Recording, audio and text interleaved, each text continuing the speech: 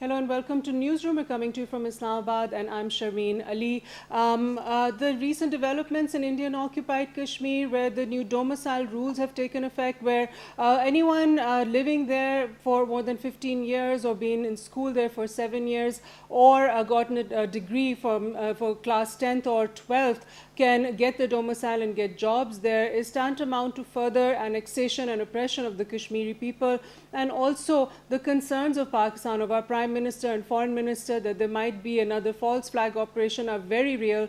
The OIC has also mentioned their concern, and that they completely reject what India is doing in Indian occupied Kashmir, and they say that it's all these moves are running counter to international law and UN Security Council resolutions. To discuss this, we have with us in our studios Raja Faisal, who is a senior journalist and an analyst and a foreign affairs expert. We also have with us online General Raza Muhammad Khan, who's a former head of National Defense University. We'll begin this segment to talk about what's happening in Kashmir. And first of all, what is the threat right now of another confrontation that India is building up to with Pakistan? General Saab, thank you for joining us. Thank you, Raja Saab, for joining us. General Saab, I'd like to first ask you this, that Prime Minister Imran Khan has again tweeted that the threat of a false flag operation is very real, and he's saying, I am reiterating again that a false flag operation is imminent from India in order to divert world attention away from its ongoing genocide in Kashmir. Sir, your take on this, please. Bismillah ar-Rahman ar-Rahim. I think the Prime Minister has once again highlighted this dangerous situation very effectively and emphatically at the World Economic Forum and at all other forums. Right. We are aware that India is now in the habit of utilizing its armed forces and security forces for political gains. They have done that in the past, and I think they are likely to do this again. This actually manifests the character of the Hindutva believers and the BJP government of India, who are presently using the COVID-19 situations. They have weaponized this situation to suppress all democratic dissent within India, to continue the persecution of all its minorities, particularly the Kashmiris. And right now what is happening all over India is that the test of your patriotism is dependent on what you eat. If you are a meat eater, your patriotism is suspect.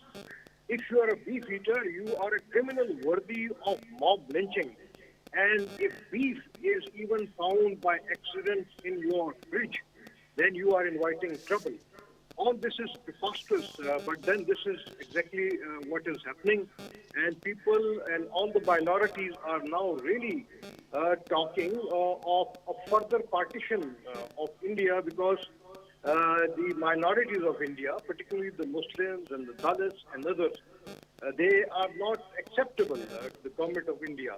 Coming back to what is happening in Kashmir, I would totally support what is being said by the Prime Minister and others, that the danger of a false flag operation is there.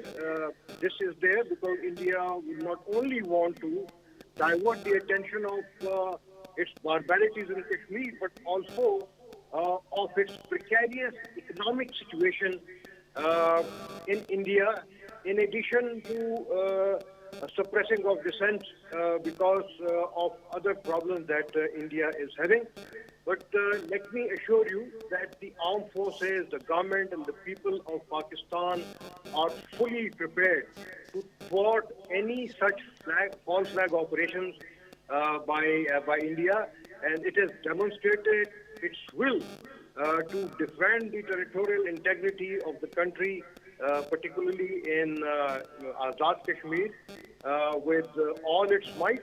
Our policy has always been of restraint, but India has learnt it in February last year that we will always respond to aggression, and once we do that, then escalation dominance is our policy, while still exercising restraint. This is Right. Right. Raja and Saab, Sir, endorsed by General both Saab, please. houses of the parliament as well. Right, please stay with us online. Raja Saab, coming to you now, Prime Minister Imran Khan also tweeted that 15 homes were torched by Indian occupation forces in Srinagar yesterday as 900,000 security forces subject Kashmiris to brutal oppression. Your comments on this, what is going on over there right now? Well, what is going on is that the youth of Kashmir is not accepting the tyrant rule or tyrant occupation of the Indians of Kashmir. And this is what is happening. They are coming on the roads, they are defying every power which India is using against them. And once they are using against, coming out against the Indian forces, then of course a price would be paid. And the price they are paying is in shape of their house getting burnt, they are being tortured, they are being fired upon, and you must have gone through a few of the footages coming out right now from the Indian occupied Kashmir of people getting brutalized and brutally murdered in the streets, and they are not even fighting against anyone. They are just being, I think they were being picked up by somewhere and they were brought to that place and they were encountered in that street.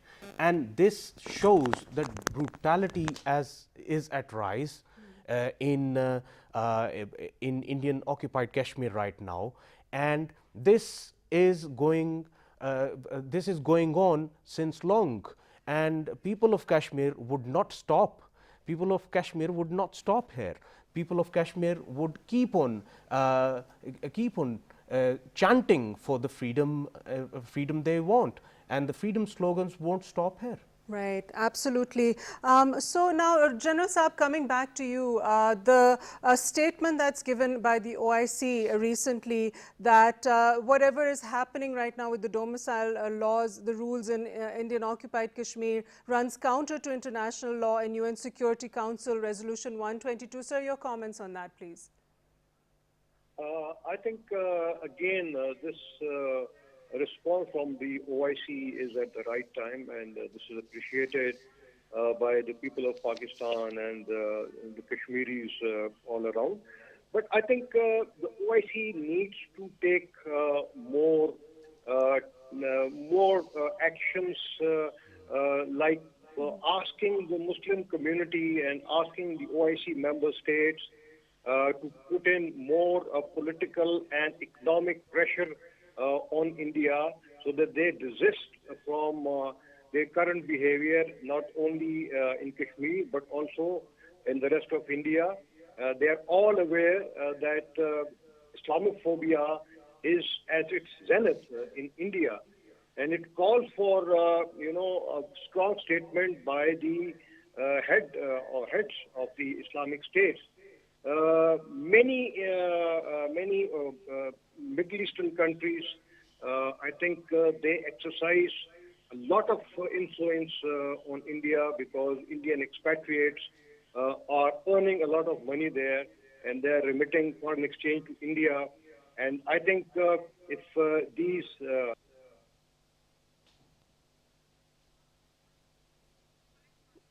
Right. We're going to go to a break now. We'll be right back after the break.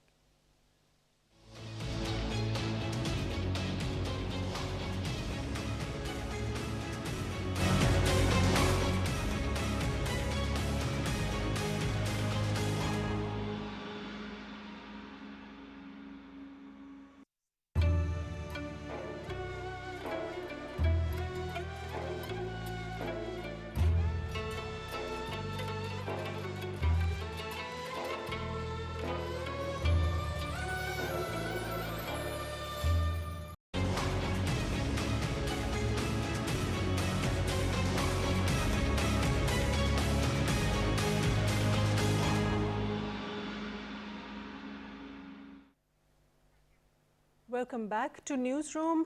Raja Faisal, now we were talking about what's happening in Indian occupied Kashmir and in India as a whole, the state of minorities. Now, in the recent days, we've seen the demolishing of houses there, and we've seen the footage of how terrible it is. The people are in a really sad state of affairs over there. The Indian army is burning down their houses.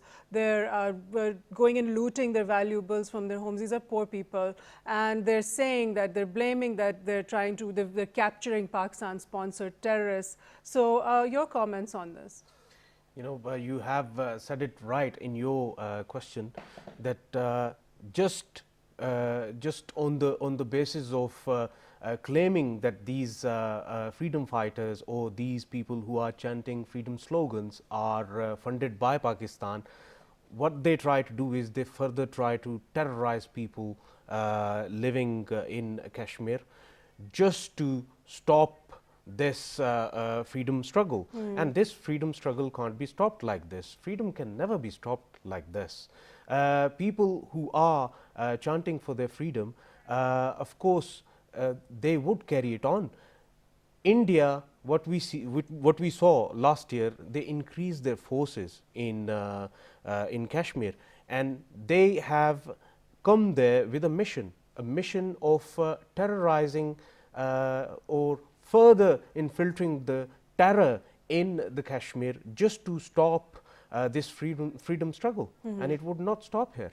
Right, absolutely. Now, how long do you think that India is going to keep on riding that wave of Islamophobia and blaming Pakistan for harboring terrorists? We know that, okay, after 9/11, the fight against terrorism became a worldwide thing, and Pakistan was one of the first main countries to help the United States fight terrorism, and we became victims of terrorism ourselves. We lost about 70,000 lives in that effort, and yet India keeps on blaming Pakistan for sponsoring terrorism, and we all know Pakistan's role. It's been acknowledged also many times over. However, how long is India going to ride this wave of Islamophobia and blaming Pakistan and just labeling these freedom fighters as terrorists?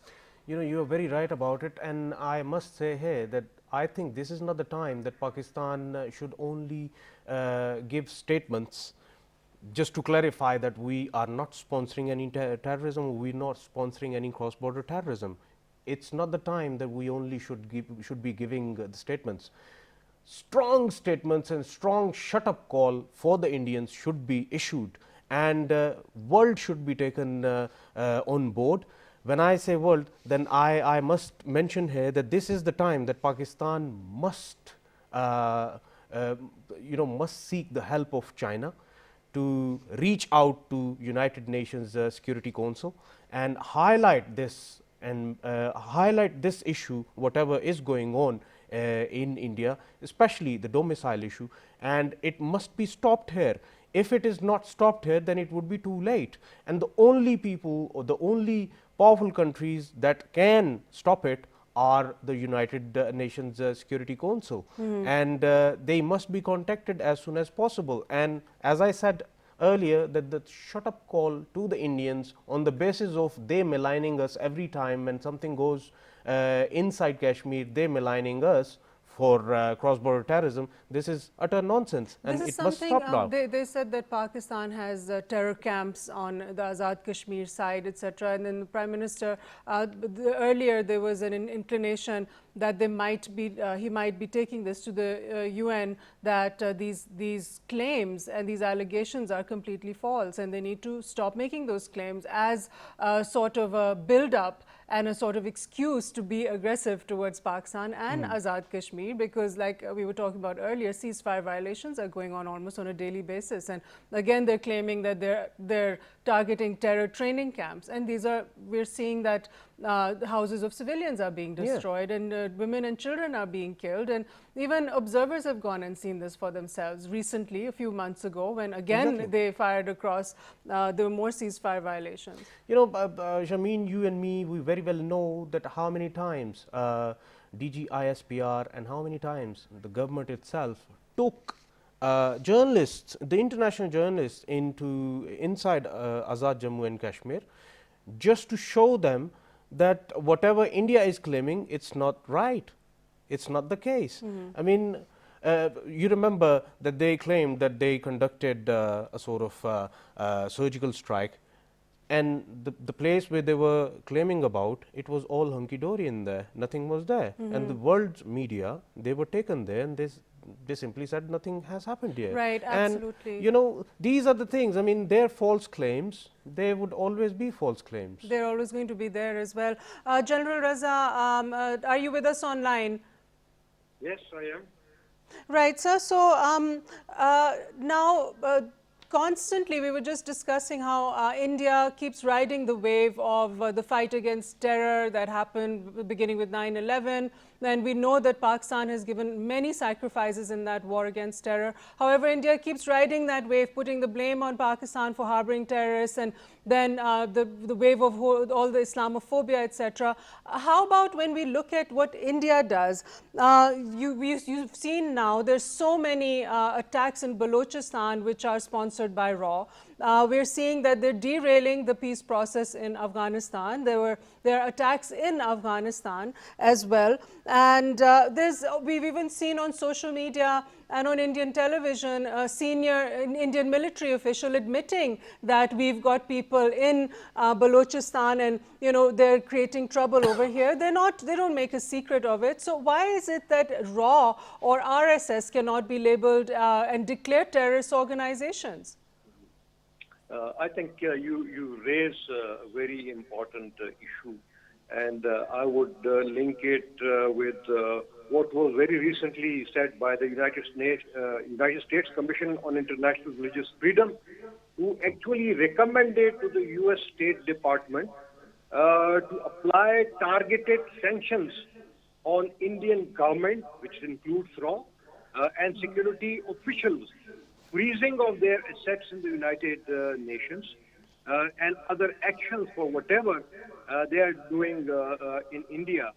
I would suggest that I think through the OIC, if the Muslim countries of the world, particularly the rich Gulf countries, can also apply these sanctions on the Indian government and the security forces, particularly those who are involved in this very serious human rights violations in Kashmir, and particularly those who are involved in fighting a hybrid war against Pakistan in not only Balochistan but many other cities of Pakistan. I think that is the way forward. That is the only way that can prevent the present Indian government from backing off.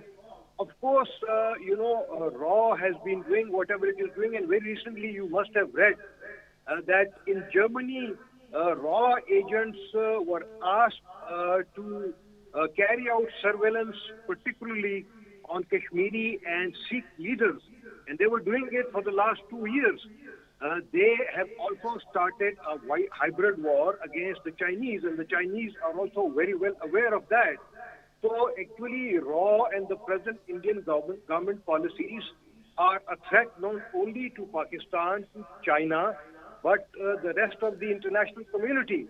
And I think the United States is in a position to realize this and to understand this, that India is going to play a very negative role in the peace process in Afghanistan.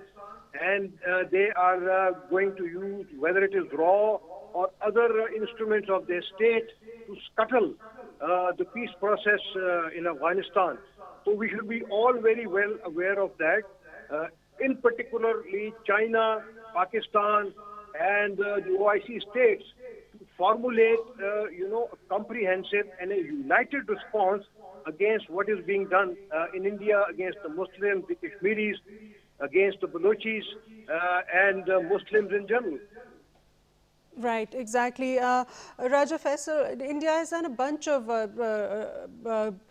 illegal and sort of underhand things. I mean, you just talked about RAW and RSS. Their moves are very, very obvious. They're apparent. Their terrorist attacks, their sort of the way that they terrorize their own people is very, very clear. And then what they're doing in Pakistan is also seen and admitted by senior officials of theirs as well.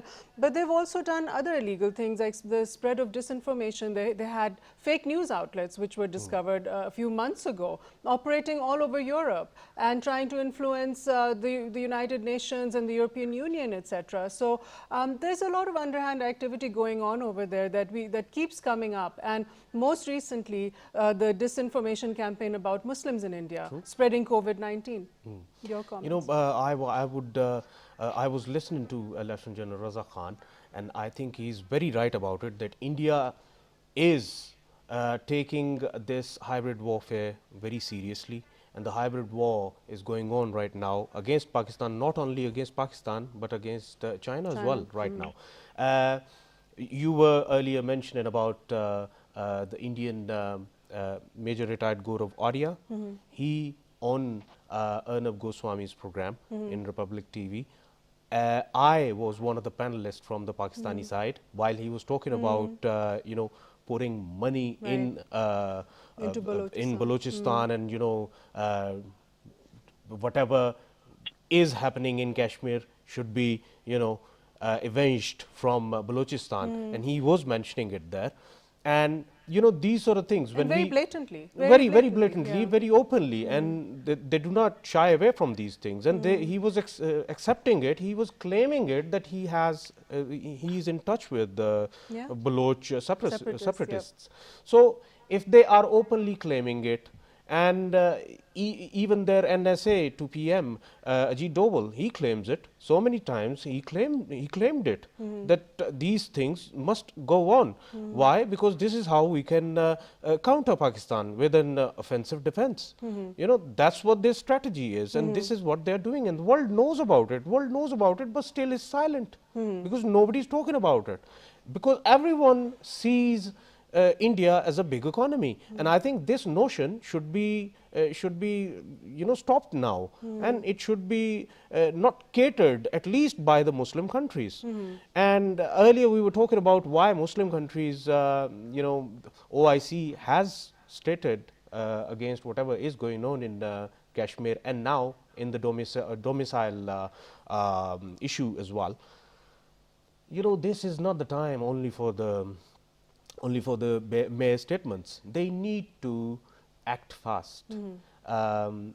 General Saab was mentioning about the economic embargoes and diplomatic embargoes as well. These things, they should be initiated by the Muslim countries, but we do see that few of the Muslim countries, especially the Gulf countries, they rely upon India in terms of their food needs. Their daily food needs, they rely upon India, but at the same time they have several other options to take up to rather than Indians. But I think still, if they are quiet, then they must act fast. Plus the Western world, they know everything, whatever is going on in India, in Kashmir, and whatever is going on in Balochistan. They know that India actively is funding terror in Pakistan. They know that Pakistan have Kulbhushan Yadav as an evidence. They know that constant infiltration of the terror from the western border of Pakistan with Afghanistan is going on. They know that the only country that is trying to jeopardize peace process in Afghanistan is India through RAW, because they want this thing to continue. They want to use the western border of Pakistan continuously, and the only way it is possible through is that if they have NDS and the current setup in there. They do not want peace. They do not want Taliban having power in there. Why? Because they know that once Taliban they come into power, the things would be not it will same not for be them. favorable for them. General Saab, coming back to you now, this whole aggression that we see with India, how does in your view, how does this fit into the whole concept that they have of Hindutva and sort of regional domination and sort of this whole region being Hindu dominated, wiping out of Islamic history from that region, and that includes Pakistan, Afghanistan and other countries in the region as well?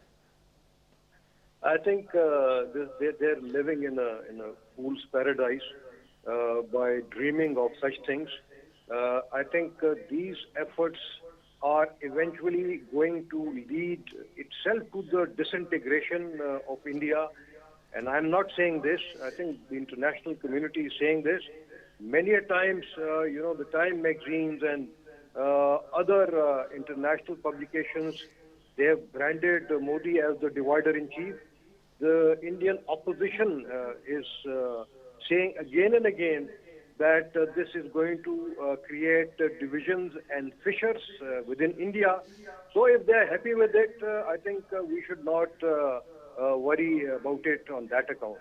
Also, I think the European Union they had published a recent report wherein they had said that India is now a world leader in the number of times that they have severed internet connection to their own people, not only in Kashmir, but the mainland India. Of course, they have this dubious distinction of having the longest curfew in the history of the world for in Kashmir, which is more than 9 months.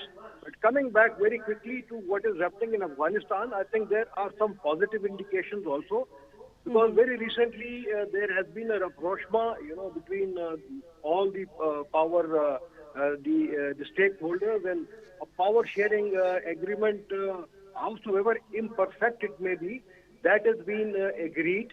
And I think this is going to give a positive impetus to the intra-Afghan dialogue.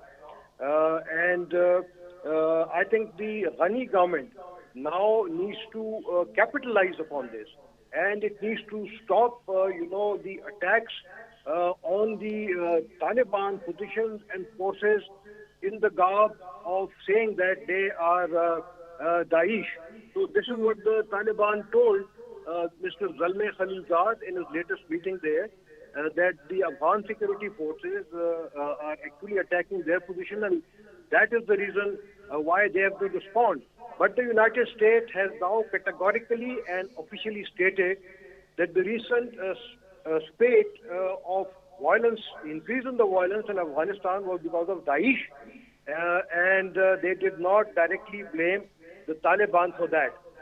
So I think the situation in Afghanistan is stabilizing. It is extremely important for the national security of Pakistan because we have a 2,500 kilometer border with Afghanistan, although most of it has now been fenced, but it is still not recognized by the current Afghan government. And till such time this border fencing is complete, I think we should push for this peace deal, in the hope that whenever there is a new dispensation, then this issue will be taken more seriously, and they will cooperate with Pakistan on this fencing issue. Right. General Sir, please stay with us online. Raja I Faisal, just wanted to please add go ahead. something add something to what General Saab has just said about Daesh. ISIS Khorasan in Afghanistan has turned itself into something of a sort where they are always open for anyone. Whoever pays money to them, wants to get anything, they do it for them. Recently, what we saw in Kabul, in one of the maternity hospitals, they attacked kids and their mothers, and it was a horrific attack. Intelligence reports, they say that Indian hand is behind that. Why? Because India does not want peace straight away being restored in Afghanistan, and the fragile Afghanistan and not a peaceful Afghanistan is in their favor. That's why they are doing it. But at the same time, who are fighting against ISIS-K? Taliban. Taliban are actively fighting against ISIS Khorasan, and it is something to be appreciated, and Americans, they appreciated it as well. Zalmay Khalilzad time and again mentioned that Taliban has been actively fighting against ISIS-K, which is good for not only Afghanistan but for the regional peace. So that's what I wanted to mention. Right. So, General Saab, coming back to you now, you had mentioned earlier that the Indian citizens had voted the BJP into power because they wanted economic reforms, but what they actually got was a lot of division along religious lines. Before this COVID-19 pandemic, there were protests going on all over India, communication blockades that you had also mentioned. Internally, they were having a lot of issues due to this division. And there's also a question there, sir, that the voters that brought about the BJP government, in their manifesto, there was a lot of anti-Pakistan hatred, anti-Muslim hatred. So what is this obsession with the Indian public about anti-Pakistan sentiment, which we don't, it doesn't mirror, the Pakistani public does not mirror this hatred towards India at, to that degree? I think I will blame not only the present Indian government for whatever they are doing in India, but also the corporate media in India, and you and the guest sitting next to you, the worthy guest, I think will be able to comment better on this. I think the media in India is fanning these vociferous tendencies, this hatred for the smaller communities in India, the hatred for Pakistan. So I would hold them responsible for that. They've been responsible for the war mongering last year, and they're still doing it.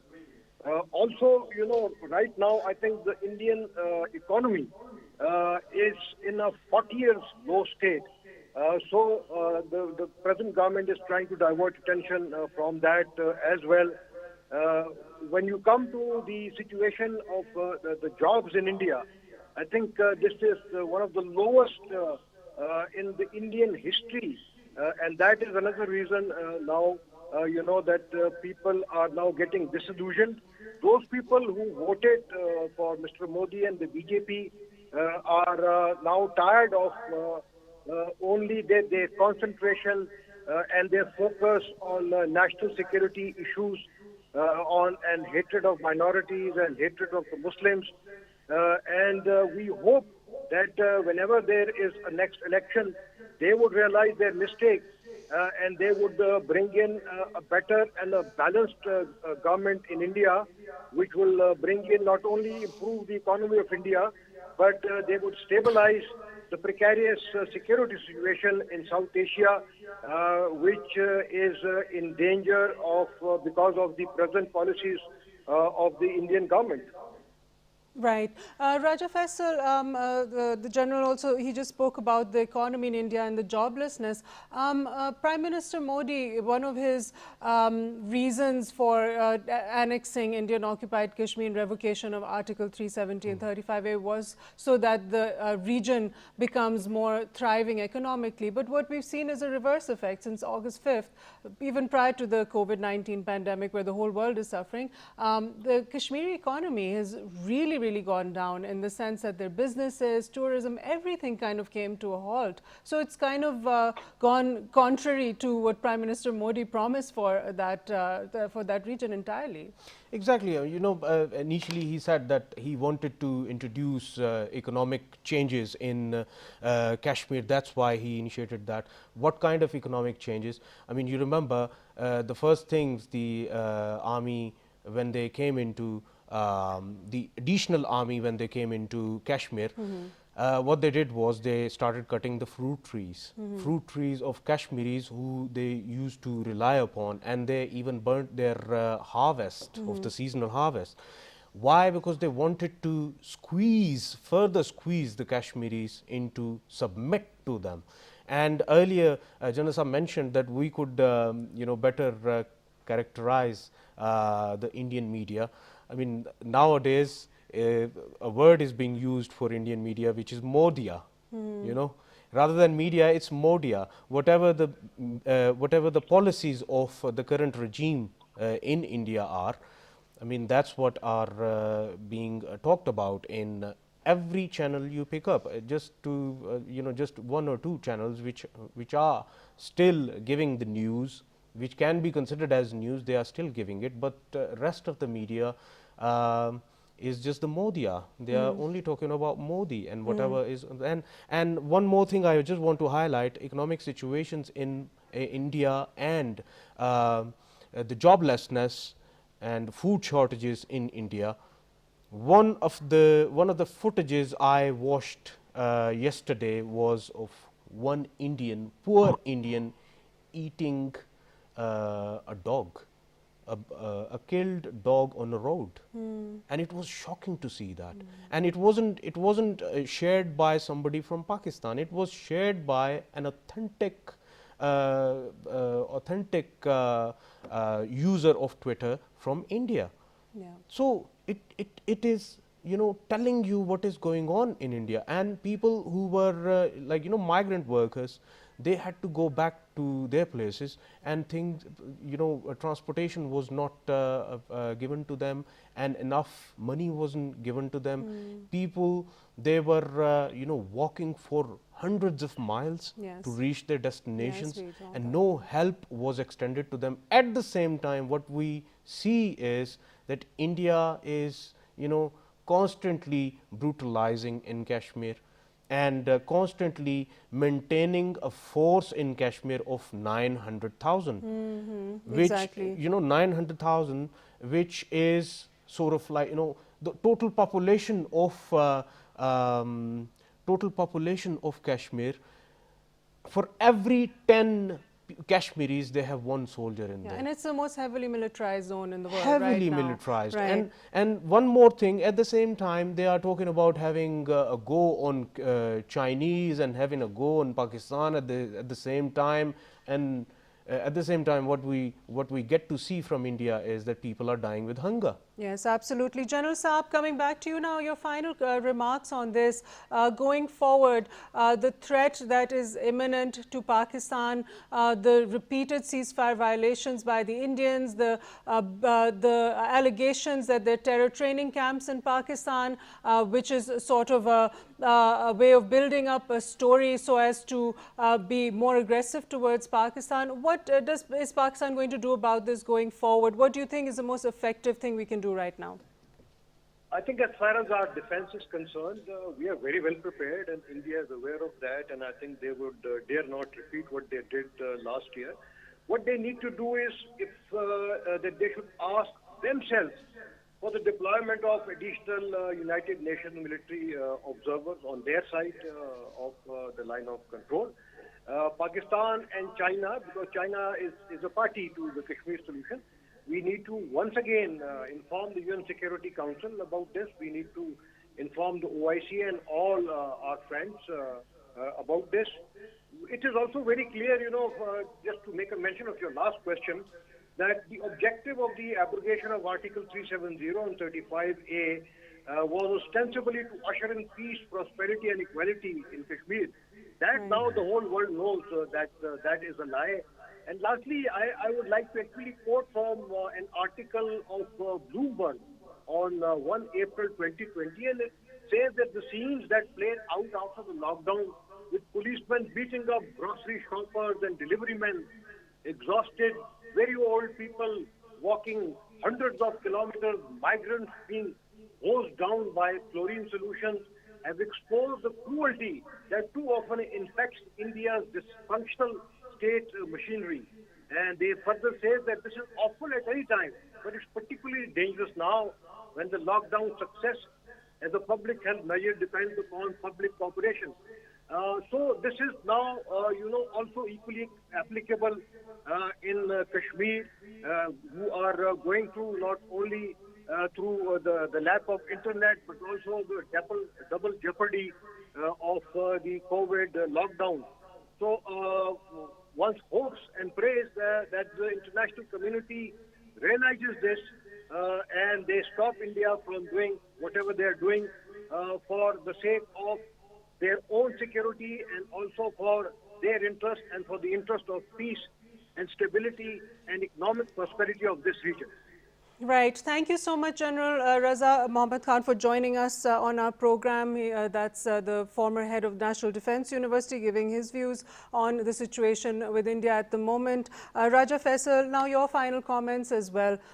In concluding, now where do you see the situation going forward? Do you see it escalating further from what we've seen in the past, etc., or do you think that some sort of voice of reason or international pressure might make things tone down a bit? Well, I see two things. Number one, India might stage something of Pulwama kind or Uri kind, as Prime Minister of Pakistan has already mentioned, and India might, to hide their whatever is going on in their country, to hide it, they might stage some kind of attack on Pakistan, and Pakistan and the would timing of all reciprocate. of this in the whole pandemic, that has been Exactly. another very underhand thing. And that the world India needs is to doing. look into that. And the second thing which is possible is that, as General Saab has mentioned and I earlier mentioned, that Pakistan needs to get in touch with China and get China on board, take the issue to the United Nations Security Council, highlight it there and get it settled from there. Absolutely. Thank you so much, Raja Faisal, for being with us on our program today. That brings us to the conclusion of our program. Let's hope that saner voices prevail in this whole situation, because we are still facing this pandemic, the COVID-19 situation, and focus needs to be given still to healthcare and keeping our citizens safe, and it doesn't do anybody any justice to be harboring animosity towards neighbors, where right now cooperation is needed in order to fight the pandemic further and in order to recover from the massive economic damage that is being done to this entire region, which has the world's poorest people in it. So this warmongering and belligerence makes absolutely no sense, especially at a time like this. Let's just hope that saner voices prevail. That's all the time we have for our program today. We'll see you next time. That's bye-bye from me, Sharmeen Ali, and our team at Newsroom. We'll see you next time.